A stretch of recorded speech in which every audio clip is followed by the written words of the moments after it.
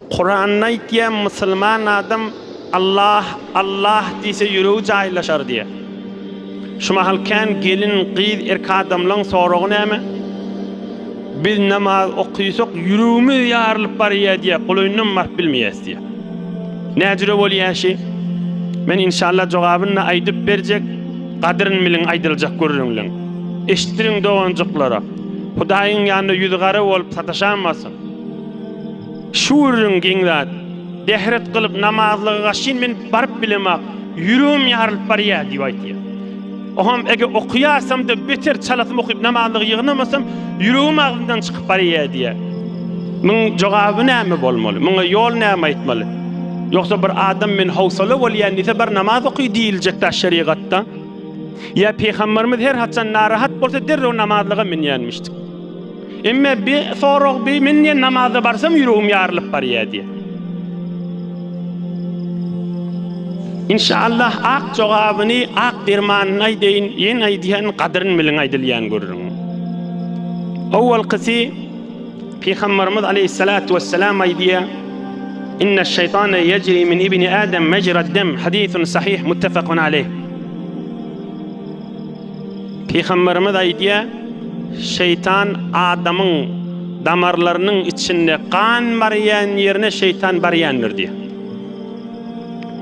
Adamın kan barýan yerine şeytan barýandyr diýe. Bibenäni şeytan düp eýeläpdir da. Indi näme men waswas etýär? Namaz okuýsa bir neçe etýän günäleri var, derrew şonu ýadyna salýar. Eger namaz okuýsaň, ol egin maşytdan aýyrmaly bolýan. Eger namaz okuýsaň, o ertibatyň aýyrmaly bolýan, haram ertibaty.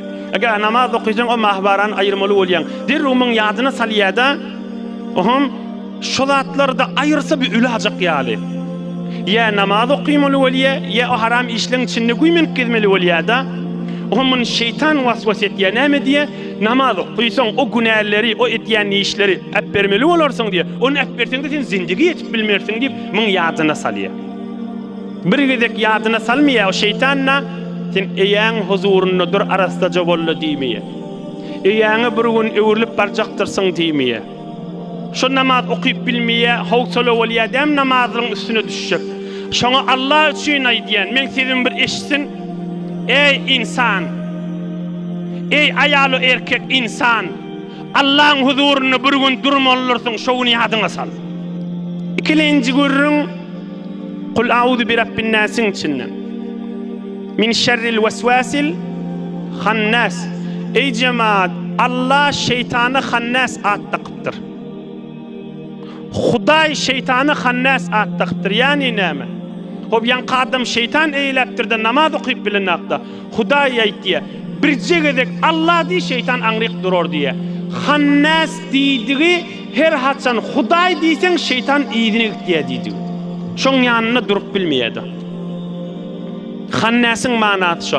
Sen Hudaý subhanallah elhamdülillah bir zat agdasaňma Hudaýdan. Şeytan iýdinik diýdi.